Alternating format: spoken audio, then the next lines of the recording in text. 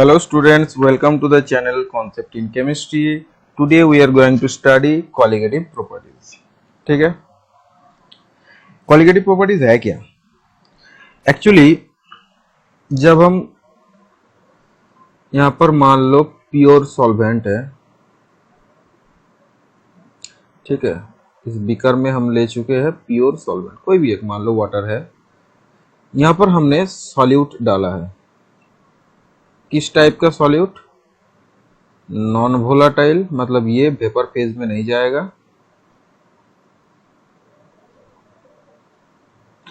And non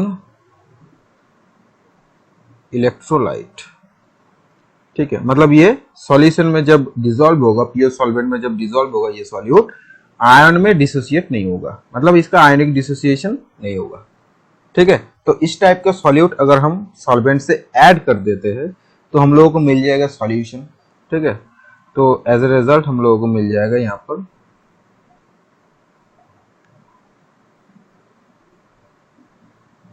पर मिल जाएगा solution. ठीक है, तो सॉल्यूशन में क्या है, जनरली हम सॉल्वेंट को 1 से रिप्रेजेंट करते हैं और सॉल्यूट को 2 से. तो यहाँ पर सॉल्यूशन बना है, मतलब यहाँ पर सॉल्वेंट एंड सॉल्यूट दोनों है. अब इस सॉल्यूशन का कुछ प्रॉपर्टीज अराइज करता है जिसको हम कहते हैं कॉलिगेटिव प्रॉपर्टीज. क्या क्या प्रॉपर्टीज अराइज करते हैं इसका, वो हम अभी नोट डाउन कर लेंगे, फिर उसको एक एक करके डिटेल्स में पढ़ेंगे कि क्यों आता है, उसका थ्योरेटिकल बैकग्राउंड क्या है, एप्लीकेशन क्या है. ठीक है, तो फर्स्ट कॉलिगेटिव प्रॉपर्टी है RLVP, that is relative lowering of vapour pressure. Second है elevation of boiling point, elevation of boiling point. Third है depression of freezing point, depression of freezing point. And fourth है osmotic pressure. एक एक करके सब पढ़ेंगे colligative properties. ये सब मतलब क्या कि सॉल्यूशन हमने बना दिया और यहाँ पर इस सॉल्यूशन का ये 4 टाइप का प्रॉपर्टीज अराइज करता है जिसको हम कहते हैं कॉलिगेटिव प्रॉपर्टीज. अब इसका नाम कॉलिगेटिव प्रॉपर्टीज क्यों हुआ? बिकॉज ये चारों जो प्रॉपर्टी है वो डिपेंड करेगा only number of the solute molecules added to the pure solvent और mole fraction of the solute added to the pure solvent. तो हम ऐसे कह सकते हैं कि these four properties are colligative properties. हम CP से डिनोट कर रहे हैं इसको. ठीक है, तो यहाँ पर हम ऐसे कह सकते हैं कि the CP, the colligative property will be proportional to the number of solute molecules. मतलब कितना नंबर ऑफ सॉल्यूट मॉलिक्यूल्स हमने ऐड किया उसके ऊपर ही कॉलिगेटिव प्रॉपर्टी डिपेंड करेगा. और ऐसा भी कह सकते हो कि mole number of solute molecules same ही है, नंबर ऑफ सॉल्यूट मॉलिक्यूल्स और mole number of solute molecules दोनों सेम है. और ऐसा भी लिख सकते हो कि mole fraction, because mole number से ही हम मोल फ्रैक्शन का फॉर्मूला बनाते हैं, इसलिए यहाँ पर मोल फ्रैक्शन भी लिख सकते हैं, मोल fraction of solute in solution. ठीक है, तो कॉलिगेटिव प्रॉपर्टी उस प्रॉपर्टीज को कहेंगे जो कि नंबर ऑफ सॉल्यूट मॉलिक्यूल्स के ऊपर डिपेंड करेगा और mole number of solute molecules के ऊपर डिपेंड करेगा और mole fraction of the solute के ऊपर डिपेंड करेगा. But it does not depend on the nature of the solute, मतलब किस टाइप का सॉल्यूट हम सॉल्वेंट में ऐड कर रहे हैं. यहाँ पर इस सॉल्वेंट में, प्योर सॉल्वेंट में किस टाइप का सॉल्यूट हम यहाँ पर ऐड कर रहे हैं उसके ऊपर डिपेंड नहीं करेगा. सॉल्यूट सुक्रोज हो सकता है, ग्लूकोज हो सकता है. ठीक है, मतलब इसके सॉल्यूट के नेचर के ऊपर डिपेंड नहीं करेगा. रेदर यहाँ पर जो ये चारों कॉलिगेटिव प्रॉपर्टीज अराइज करता है ये किसके ऊपर डिपेंड करेगा, नंबर ऑफ सॉल्यूट मॉलिक्यूल्स, और you can say mole number of solute molecules, और you can say mole fraction of the solute molecules in solution. तो इसका हम डेफिनेशन कैसे लिखेंगे कॉलिगेटिव प्रॉपर्टीज. और एक बार बता देता हूं कि colligative properties exhibited by ideal solution only, मतलब हम यहाँ पर आइडियल सॉल्यूशन पकड़ के ये सब कॉलिगेटिव प्रॉपर्टीज स्टडी करेंगे, ठीक है। नॉन आइडियल सॉल्यूशन के भी होते हैं लेकिन वो थोड़ा कॉम्प्लिकेटेड है और आउट ऑफ द सिलेबस है। So exhibited by ideal solution only. तो हम इजी चीज यहाँ पर पढ़ेंगे कि आइडियल सॉल्यूशन ये सब कॉलिगेटिव प्रॉपर्टीज एग्जिबिट कर रहा है और ये कॉलिगेटिव प्रॉपर्टीज का डेफिनेशन हम ऐसे लिख पाएंगे। नेक्स्ट पेज में लिखते हैं कि ideal solution exhibits several properties whose magnitudes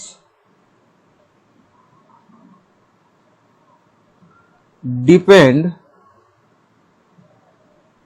upon the number of solute molecules, or you can say mole fraction of solute and not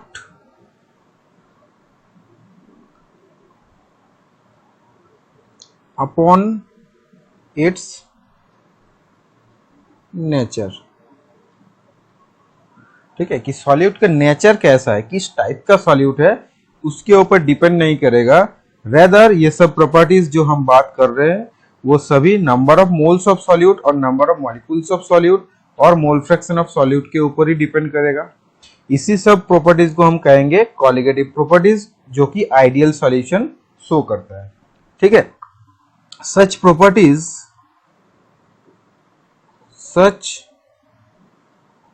properties are called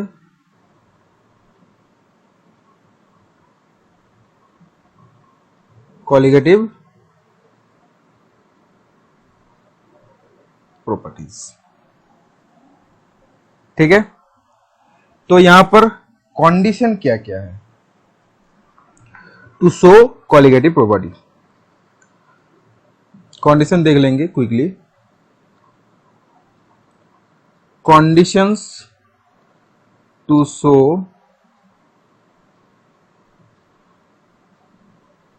colligative property. Condition number 1,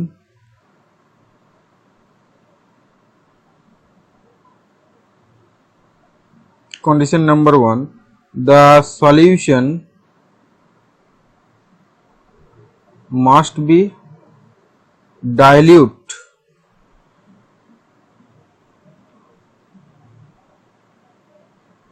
so as to, sorry, थोड़ा ऐसे लिखेंगे sentence को, the solution must be dilute so that the solution behaves ideally। ठीक है, तो colligative property के definition में हम लोग बता चुके हैं कि ideal solution exhibits colligative property. मतलब यहाँ पर हम आइडियल सॉल्यूशन का ही सिर्फ पढ़ने जा रहे हैं। तो सॉल्यूशन को हमको पहले आइडियल रखना है। तो आइडियल कैसे रखेंगे, ये प्रीवियस वीडियो लेक्चर में आप देख लीजिएगा कि वहां पर हम राउल्स लॉ से क्लियरली एक्सप्लेन कर चुके हैं कि जब सॉल्यूशन डाइल्यूट होगा, मतलब अमाउंट ऑफ सॉल्यूट बहुत कम होगा and amount of solvent maximum होगा, at that time the solution behaves as ideal. ठीक है, तो आइडियल सॉल्यूशन आइडियल बनाने के लिए हम लोगों को डाइल्यूट करना पड़ता है सॉल्यूशन को। सो पहला कंडीशन है कि कॉलिगेटिव प्रॉपर्टी अगर हम लोगों को स्टडी करना है और मेजर करना है तो हमको सॉल्यूशन डाइल्यूट रखना चाहिए। ठीक है, अब सेकंड पॉइंट पे आते हैं। सेकंड पॉइंट है the solute is non volatile. मतलब जो वेपर फेज आएगा सॉल्यूशन को ऊपर ऑब्वियसली एक स्पॉन्टेनियसली वेपर फेज आएगा ही, उस वेपर फेज में ओनली सॉल्वेंट मॉलिक्यूल्स रहना चाहिए, वहां पर कोई भी सॉल्यूट मॉलिक्यूल्स नहीं रहेगा। That is why we are saying here that solute is non volatile. मतलब वो वोलेटाइल नहीं है, वो वेपर फेज में नहीं जा पाएगा। ठीक है। एंड नॉन इलेक्ट्रोलाइट मतलब क्या कि सॉल्यूट को हम जिस फॉर्म में प्योर सॉल्वेंट में ऐड किए हैं वो सॉल्यूशन में उसी फॉर्म में रहेगा, उसका फॉर्म का डिसोसिएशन नहीं होगा, मतलब वो आयन प्रोड्यूस नहीं करेगा डिसोसिएशन करके। जैसे सुक्रोज, सुक्रोज को अगर हम पानी में वाटर में डिसॉल्व कर दे तो सुक्रोज सुक्रोज फॉर्म में रहेगा और ग्लूकोज ग्लूकोज फॉर्म में रहेगा, उसका आयनिक डिसोसिएशन नहीं होगा। So sucrose and glucose here are non electrolytes. ठीक है, तो नॉन इलेक्ट्रोलाइट मतलब जो आयनिक डिसोसिएशन नहीं होता है उस टाइप का सॉल्यूट हम लोगों को लेना है, और जो नॉन वोलेटाइल है उस टाइप का सॉल्यूट हम लोगों को लेना है। तो condition to study colligative property की यही दो मेजर कंडीशन है जो कंडीशन हम लोगों को मेंटेन करना है कि सॉल्यूशन आइडियल रखना है and solute must be non volatile and non electrolyte. ठीक है, अगर ये कंडीशन हम लोग इंटेक्ट रख के जो सॉल्यूशन बनाएंगे उसका ये चार कोलिगेटिव प्रॉपर्टीज अराइज करता है, जिसको हम कहते हैं relative lowering of vapour pressure, elevation of boiling point, depression of freezing point and osmotic pressure, और एक एक करके सभी हम पढ़ेंगे। तो पहले जाते हैं कि relative lowering of vapour pressure में। ठीक है, तो सबसे पहला कोलिगेटिव प्रॉपर्टी हम यहां पर पढ़ेंगे जो है कि रिलेटिव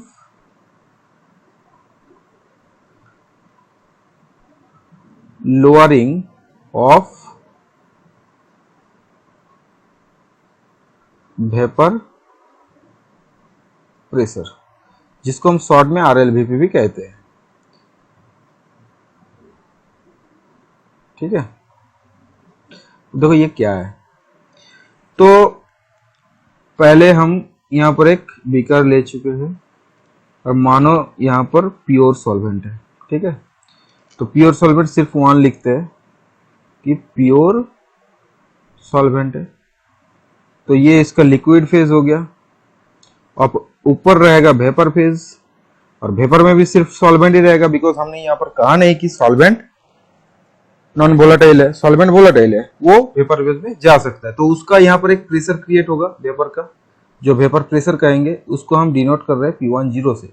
ये जीरो और नॉट क्यों कहा जा रहा है, यहाँ पर लिखा क्यों जा रहा है, बिकॉज हमने प्योर सॉल्वेंट का ये प्रेशर मेजर किया है, उसका जो वेपर का है वो वेपर प्रेशर हमने प्योर सॉल्वेंट का मेजर किया है। अब क्या किया हमने, इसमें सॉल्यूट ऐड कर दिया। किस टाइप का solute, non volatile and non electrolyte solute हमने यहां पर ऐड कर दिया। ठीक है, तो 1+2 हो गया सॉल्यूट ऐड करने के बाद, तो ये हो गया सॉल्यूशन। यहां पर भी ये लिक्विड फेज है और ये वेपर फेज है। अब वेपर में सिर्फ वन ही रहेगा बिकॉज 2 इज नॉन वोलेटाइल। तो यहां पर जो प्रेशर हम मेजर करेंगे वो होगा P1 and it was observe that कि P1 लेस देन P10 होगा। मतलब क्या हुआ कि हमने जब सॉल्यूट ऐड नहीं किया था तब प्रेशर ज्यादा था, वेपर प्रेशर। जब सॉल्यूट ऐड कर दिया तब वेपर प्रेशर डिक्रीज हो गया, तो इसको कहते हैं लोअरिंग ऑफ वेपर प्रेशर। ठीक है, तो यहां पर हम लिख सकते हैं कि लोअरिंग ऑफ वेपर प्रेशर कितना हुआ, P10 पहले था, बाद में P1 हुआ, तो इतना अमाउंट ऑफ लोअर हो चुका है। अब रिलेटिव स्केल में अगर देखेंगे तो रिलेटिव विथ रिस्पेक्ट टू हम with relative to pure solvent देखेंगे, तो यहां पर relative lowering of vapour pressure का एक्सप्रेशन होगा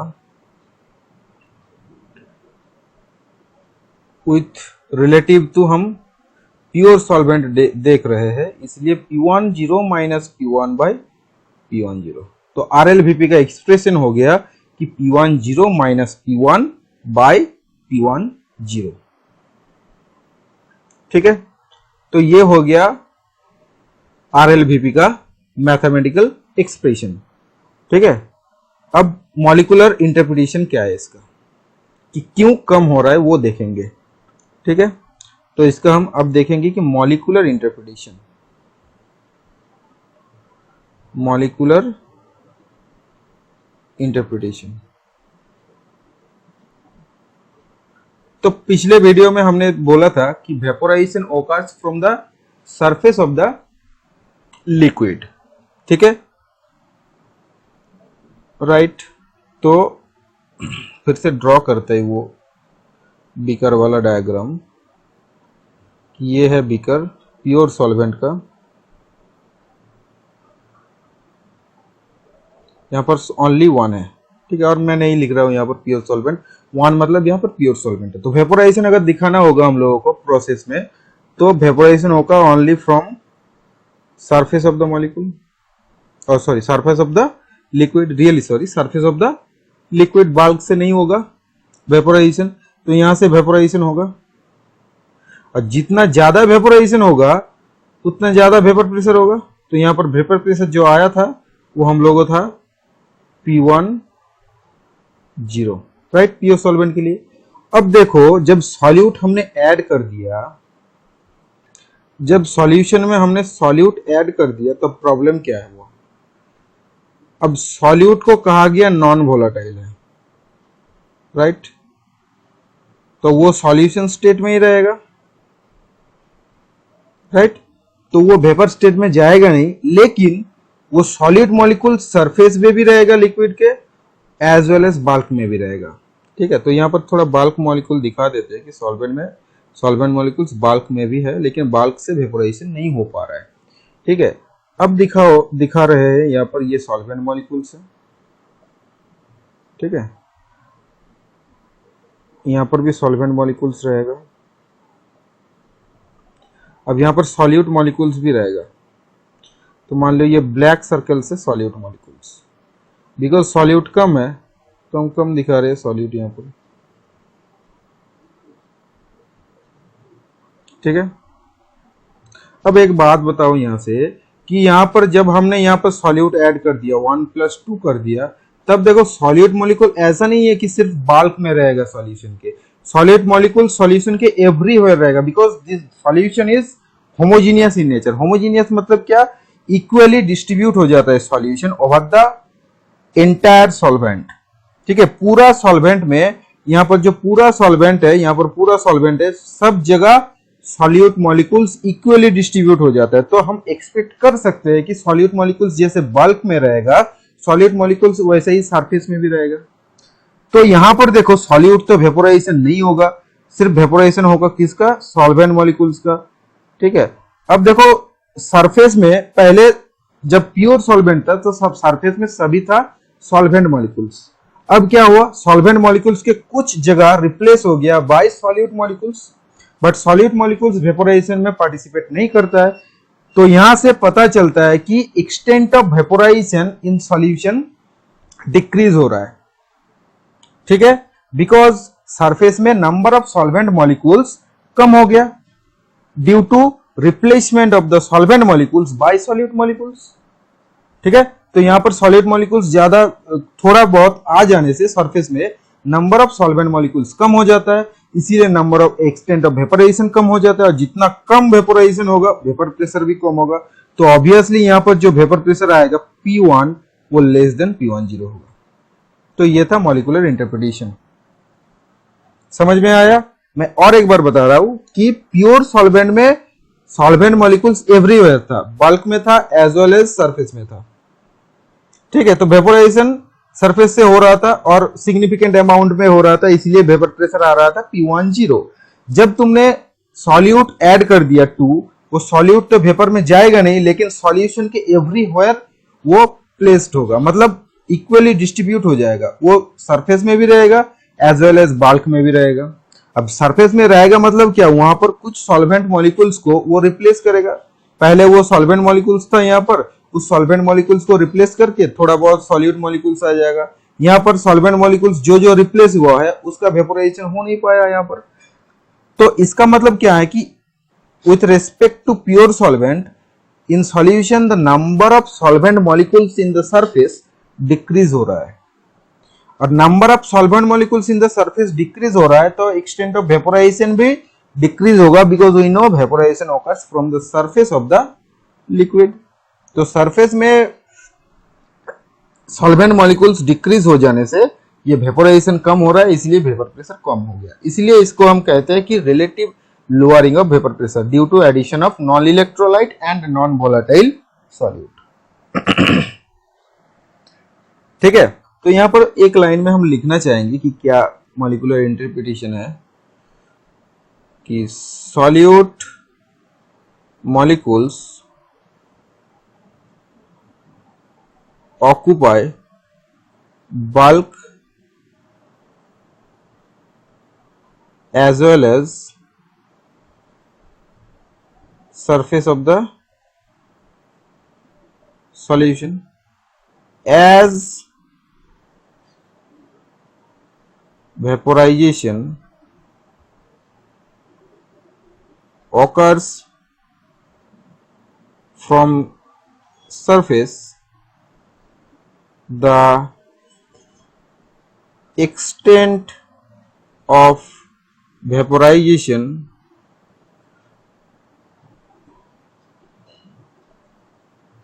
decreases due to addition of non volatile, यहाँ पर जगह नहीं हो रहा है तो नेक्स्ट स्लाइड में हम लिखते हैं, ठीक है। तो ये नोट डाउन कर लो क्विकली, फिर नेक्स्ट स्लाइड में बाकी सेंटेंस कंप्लीट कर देंगे।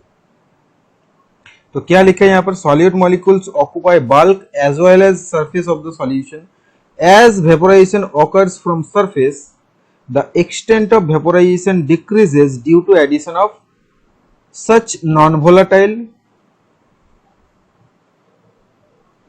non electrolyte solute. Hence vapor pressure of solvent in solution, जिसका वैल्यू है P1, decreases in comparison to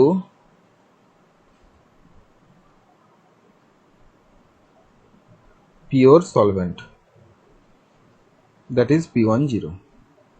तो मैथमेटिकल इंटरप्रिटेशन भी हम लोगों को मिल गया। अब देखेंगे इसका मैथमेटिकल इंटरल्यूड, ठीक है। तो मैथमेटिकल इंटरल्यूड क्या है, जिसको हम कहते हैं राउल्स लॉ। यहां पर राउल्स लॉ से ही आ जाएगा।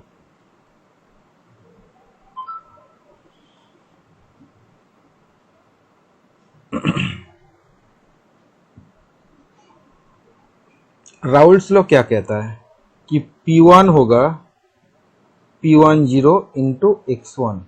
अब x1 क्या है वो डिफाइन करते हैं। तो यहां पर मैंने सॉल्यूशन बना लिया। P1 P10 तो पता ही है आपको। तो यहां पर सॉल्वेंट है प्लस सॉल्यूट है। तो सॉल्यूशन में बिकॉज सॉल्वेंट सॉल्यूट दोनों है, इसलिए सॉल्वेंट का मान लिया मोल फ्रैक्शन हो गया x1 और सॉल्यूट का मोल फ्रैक्शन मान लो x2 है।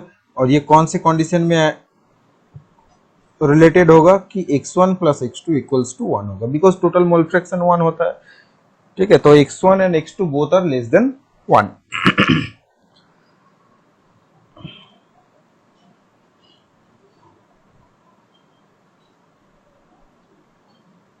तो इसको हम ऐसे रिप्लेस करेंगे कि P10 इंटू x1 को करेंगे 1 माइनस x2 लिख सकते हैं। फिर x2 is the mole fraction of the solute. तो यहाँ पर लिख के रखो थोड़ा, मोल fraction of solvent and x2 is the mole fraction of solute in solution. अब देखो यहां से मिल गया P1 equals to P10 minus P10 into x2।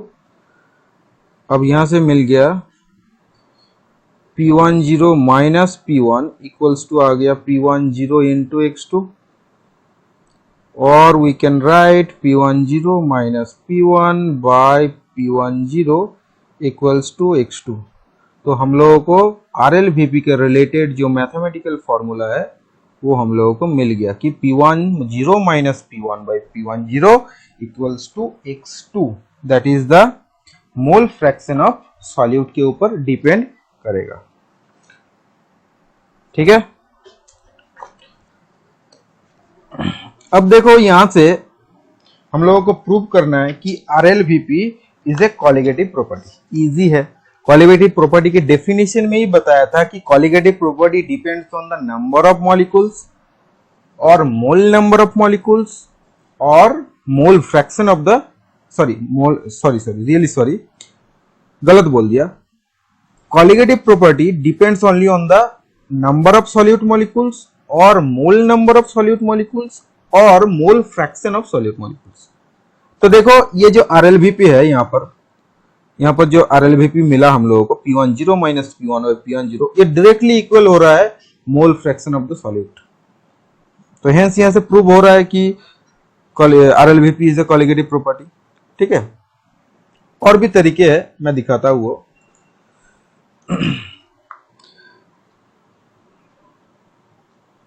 Next है हमको दिखाना है कि RLVP is a colligative property. कैसे दिखाएंगे हम? सिंपली हम लोगों को RLVP पर फॉर्मूला मिल गया है कि RLVP इक्वल्स टू होगा X2। तो ये है इक्वेशन 1 जहां से हम लोगों को प्रूव हो रहा है कि हाँ ये कॉलिगेटिव प्रॉपर्टी है। और दिखा सकते हो यहां से कि X2 को खुल के लिखो, जो मोल फ्रैक्शन है वो होगा mole number of solute divided by total mole number, that is the mole number of solvent and mole number solute. अब देखो बिकॉज सॉल्यूशन इज डाइल्यूट, ठीक है, तो डाइल्यूट सॉल्यूशन क्या है? डाइल्यूट सॉल्यूशन मतलब वहां पर सॉल्वेंट सबसे ज्यादा होगा, सॉल्यूट सबसे कम होगा, तो उसको मोल नंबर भी सॉल्वेंट का ज्यादा होगा इन कंपैरिजन टू सॉल्यूट। तो यहाँ पर हम लिख सकते हैं कि N1 will be very very greater than N2 because solvent ज्यादा है डाइल्यूट सॉल्यूशन के लिए। तो हम लिख सकते हैं कि N1 plus N2 nearly equals to N1 के बराबर हो जाएगा। तो यहाँ पर अप्रोक्सीमेटली हम लिख सकते हैं कि N2 बाई N1। अब देखो यहां से भी प्रूव हो रहा है, यह है इक्वेशन नंबर 2। यहां से भी प्रूफ हो रहा है कि RLVP is directly proportional, RLVP is directly proportional to N2 और N2 क्या है? This is the mole number of solute molecules added to the solvent. ठीक है, तो ये मोल नंबर ऑफ सॉल्यूट हो गया N2, तो यहां से डायरेक्टली प्रोपोर्शनल हो रहा है। तो यहां से भी बता सकते हो कि RLVP is a colligative property. Number 2 यहां से भी प्रूव हो रहा है, proved. Number 3 number of molecule से भी हम रिलेट कर देंगे। देखो मोल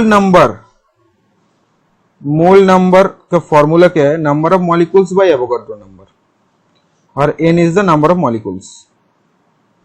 नंबर ऑफ मॉलिक्यूल्स, तो ऐसे हम लिख सकेंगे कि मोल नंबर ऑफ सॉल्यूट मतलब number of solute molecules by Na, और इसका भी लिख सकते हैं कि number of solvent molecules by Na। और यहां से हम लोगों को मिल गया कि N2 by N1, Na cut हो गया, एवोगाड्रो नंबर कट हो गया, तो ये हो गया इक्वेशन 3। यहां से भी देखो प्रूव हो गया कि RLVP is directly proportional to the number of solute molecules, मतलब ये सिर्फ नंबर ऑफ सॉल्यूट मॉलिक्यूल्स के ऊपर डिपेंड करेगा। और relative number of solute molecules with respect to solvent भी कह सकते हो, कोई दिक्कत नहीं है। तो यहां से भी प्रूव हो रहा है। तो यहां से भी प्रूव हो गया कि RLVP is a colligative property. So from 1 हम ऐसे लिखते हैं कि फ्रॉम 1 इक्वेशन 1 से हम लोगों को मिलता है कि RLVP depends on mole fraction of solute, that is X2। हाँ, ये तो इक्वेशन नंबर 1 से क्लियर हो पा रहा है। फ्रॉम 2 हम ऐसे कह सकते हैं कि RLVP depends on mole number of solute, और रिलेटिव मोल नंबर कह सकते हो। यहां पर रिलेटिव टर्म ऐड कर दो बिकॉज नीचे N1 है। सो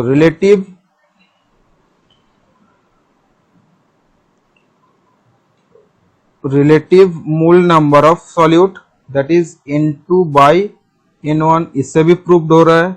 और फ्रॉम 3 यहां से भी देख पा रहे हैं कि RLVP depends on relative number of solute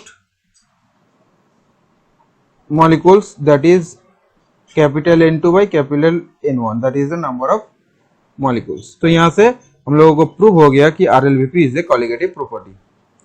ठीक है, अब आते हैं एप्लीकेशन पार्ट में, एप्लीकेशन ऑफ RLVP।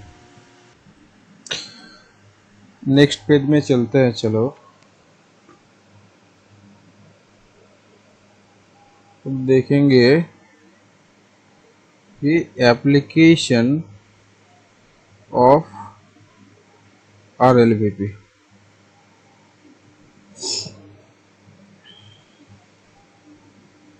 देखो हम लोगों को पता है कि RLVP equals to x2, Raoult's law से पता है, और इसको हम लिख पाएंगे N2 by N1 plus N2 in terms of mole numbers लिख लिए। अब देखो फॉर डाइल्यूट सॉल्यूशन,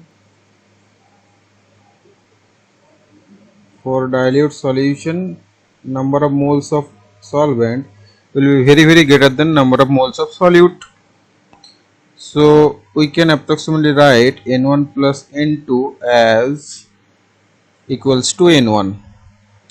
तो इसको हम लिखेंगे N2 बाई N1। ठीक है।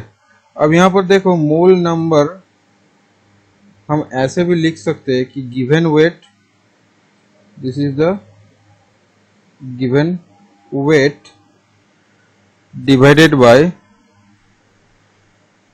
m is the molar weight और molecular weight। ठीक है। तो N2 के हिसाब से ये हो जाएगा W2 बाई M2 और N1 के हिसाब से हो जाएगा W1 by N1, where W2 is the weight of the solute dissolved in W1 gram of solvent, और दोनों का मॉलिक्यूलर वेट है M1 सॉल्वेंट का है और M2 सॉल्यूट का है। तो इसको रीअरेंज करके हम लिख पाएंगे कि W2 into M1 bye W1 into M2। तो एप्लीकेशन क्या हुआ कि यहाँ से हम M2 निकाल पाएंगे। कैसे कि W2 into M1 by W1 into RLVP। सो अगर हम लोगों को RLVP का वैल्यू पता है, कितना amount of solute, the amount of solute अगर पता है, अमाउंट ऑफ सॉल्वेंट पता है, और सॉल्वेंट का अगर टाइप पता है कि कौन कौन से नेचर का सॉल्वेंट हम लोगों ने यहाँ पर यूज किया है, तो वहाँ से उसका मॉलिक्यूलर वेट भी निकल जाएगा। तो अननोन सॉल्यूट का मॉलिक्यूलर वेट हम निकाल पाएंगे। तो एप्लीकेशन क्या है कि from this expression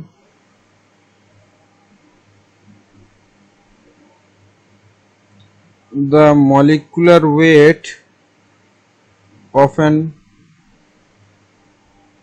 unknown solute can be determined। ठीक है। तो ये हो गया एप्लीकेशन पार्ट। RLVP का जो लास्ट एक पॉइंट मैं बताना चाहता हूँ, इट इज वेरी इंपॉर्टेंट,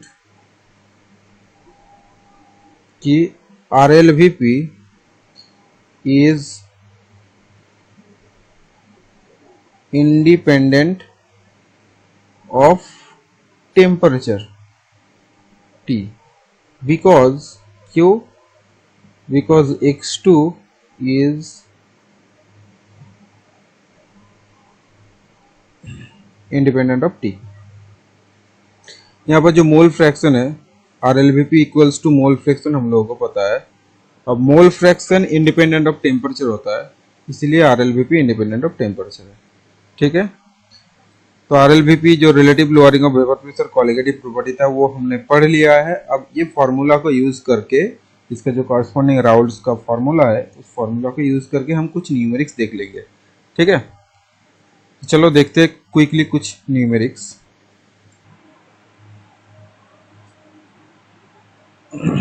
चलो क्वेश्चन नंबर 1 देखते हैं। क्वेश्चन नंबर 1 क्या कि N aqueous solution of 2% non-volatile solute, an aqueous solution of 2% non-volatile solute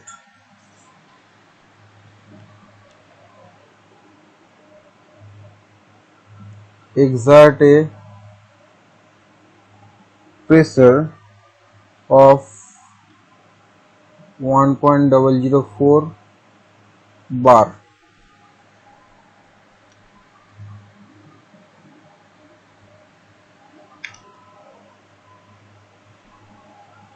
at the normal boiling point BP of the solvent.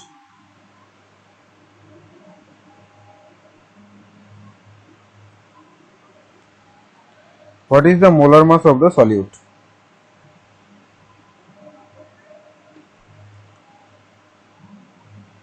What is the molar mass of the solute? तो ये है question, ठीक है। अब answer कैसे करना है देखो,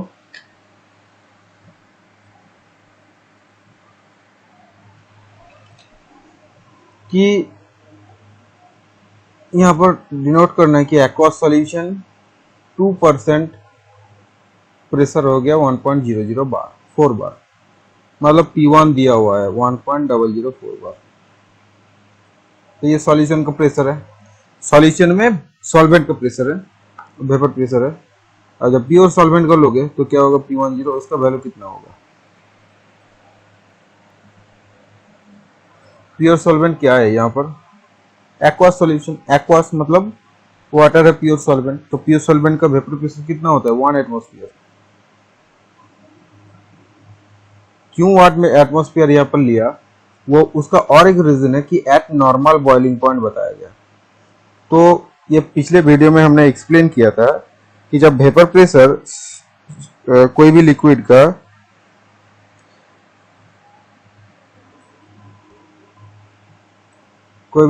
वेपर प्रेशर जब एटमॉस्फेरिक प्रेशर से इक्वल हो जाता है, मतलब 1 एटमॉस्फेयर हो जाता है, तब उसका बॉइलिंग पॉइंट रीच हो जाता है, मतलब बॉइलिंग स्टार्ट हो जाता है। और उसी टेम्परेचर को हम कहते हैं नॉर्मल बॉइलिंग पॉइंट, राइट। तो यहाँ पर इसीलिए बिकॉज नॉर्मल बॉइलिंग पॉइंट दिया हुआ है, इसलिए हमने जो उसका वेपर प्रेशर लिया प्योर वाटर का वो 1 एटमॉस्फेयर लिया, because this is the atmospheric pressure. अब इसको बार में कन्वर्ट करना है तो 1.013 बार होगा। ये याद रखना कि ये कन्वर्सन कैसे होता है कि 1 एटमॉस्फेयर इक्वल्स टू 1.013 बार। इसका भी डेरिवेशन है, हम ऐसे कर सकते हैं कि 1 atmosphere equals to 760 millimeter of Hg and 1 bar equals to 750 millimeter of Hg, ठीक है। Therefore you can write 1 atmosphere equals to 760 by 750 bar। तो देखना यहाँ से वैल्यू आ जाएगा 0.013 बार, तो यहाँ से आ जाता है। तो P10 मिल गया। अब देखो 2% नॉन वोलेटाइल सॉल्यूट दिया हुआ है यहाँ पर, मतलब क्या 2% सॉल्यूट है। तो सॉल्यूट को हम पकड़ सकते हैं कि W2 हो गया 2 ग्राम, तो सॉल्वेंट का कितना होगा 98 ग्राम, ठीक है। अगर सॉल्यूट 2% है तो 98% सॉल्वेंट है।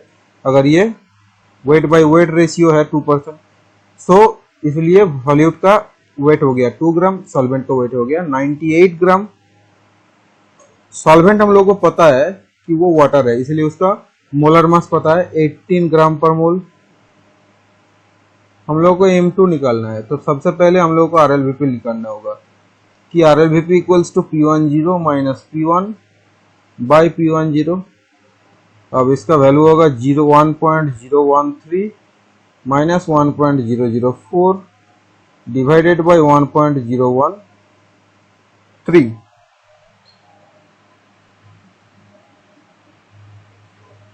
तो इसका वैल्यू हो जाएगा इधर ऊपर हो गया 0.009 divided by 1.013। Therefore we know M2 equals to हम लिख सकते हैं कि W2 into M1 by W1 into RLVP।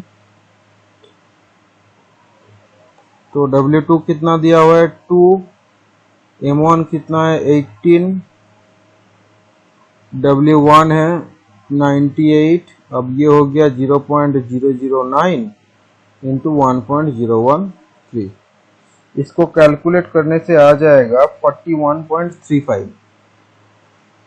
So that is my answer gram per mole. ठीक है, तो देखो यहाँ पर 4 क्वेश्चन हमने सिलेक्ट किया है, एक एक करके करते जाएंगे। ठीक है,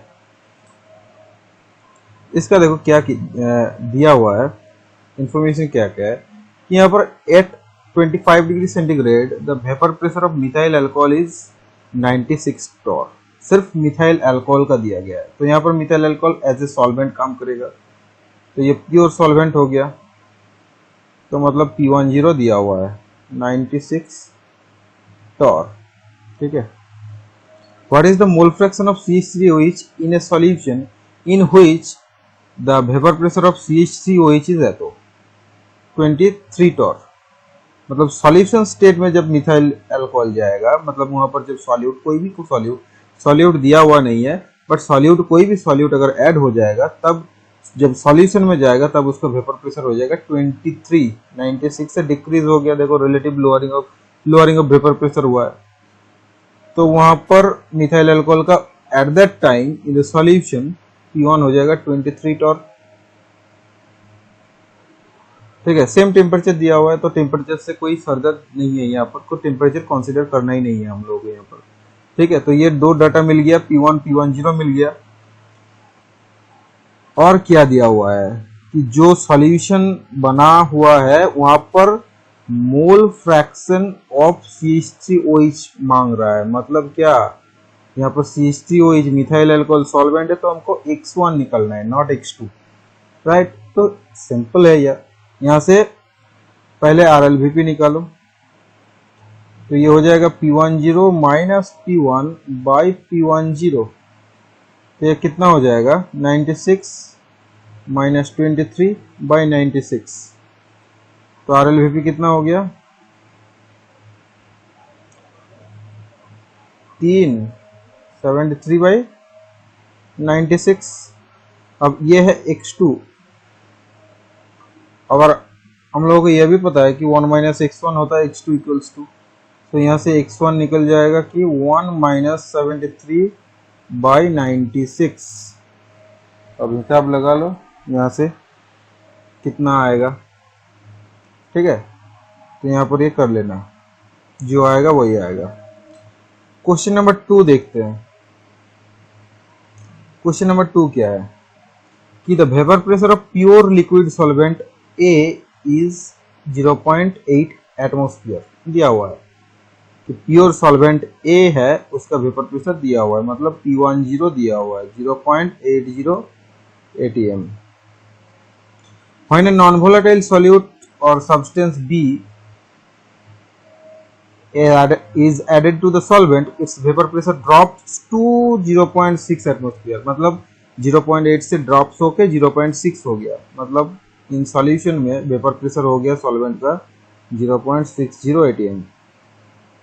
what is the mole fraction of the component B? क्या मांग रहा है कि mole fraction of component B, तो B क्या है यहाँ पर सॉल्यूट है, मतलब हम लोग को X2 निकालना है, तो इजीली यार यहाँ से और भी इजी क्वेश्चन है। RLVP equals to P10 minus P1 by P10 and that gives you 0.8 minus 0.6 by 0.8. So RLVP equals to 0.2 by 0.8, मतलब 1 by 4 equals to X2। Formula से वही मिलता है, तो X2 निकल गया 1 by 4, आंसर हो गया। अब आते हैं थर्ड में। थर्ड में क्या है, 1 2 हो गया। Third, the vapour pressure of pure water at 26 degree centigrade is 25.21 torr. मतलब कि यहाँ पर भी P10 दिया हुआ है 25.21 टॉर, प्योर वाटर का दिया हुआ है। What is the vapour pressure of solution? Let the vapour pressure of the solution is P1 which contains 20, ये 20 ग्राम होगा, 20 ग्राम ग्लूकोज C6H12O6 इन 70 ग्राम वाटर। तो वाटर यहाँ पर सॉल्वेंट है, ठीक है। तो ग्लूकोज हो गया सॉल्यूट, हमको निकालना है P1। यहाँ से हम लोगों को और क्या डाटा पता है कि वाटर कितना है 70 ग्राम, मतलब W1 70 ग्राम हो गया, जो कि वेट ऑफ द सॉल्वेंट है। Weight of the solute W2 जो कि 20 ग्राम ग्लूकोज है। M1 पता है कि molar mass of the water और सॉल्वेंट 18 ग्राम पर मोल। M2 पता है, that is the molar mass of glucose, ये होगा 180 ग्राम पर मोल। ये कैलकुलेट करके देख लेना, M2 180 होगा, यहाँ पर 6 इंटू 12 होगा,